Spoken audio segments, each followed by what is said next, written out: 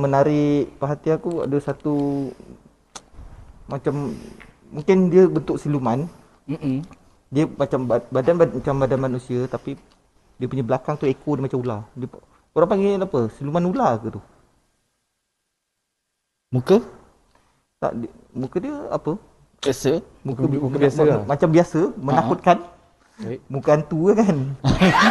Rambut terabai tapi dia punya bahagian kaki tak ada, dia macam ekor Ekor macam ular lah, macam ular lah. Siluman ular lah. Biasa je tu. Jadi hari ni kita ada seorang tetamu. Okey. Cik Wazi. Mari sini masuk. Sini lah Cik Wazi. Okey. Cik Wazi.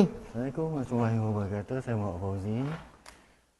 Saya hadir pada hari ini untuk buat penelusuran bersama untuk penelusuran yang sama dengan Lobok Anonymous. Kan? Kata Cik Fauzi pernah tak mengalami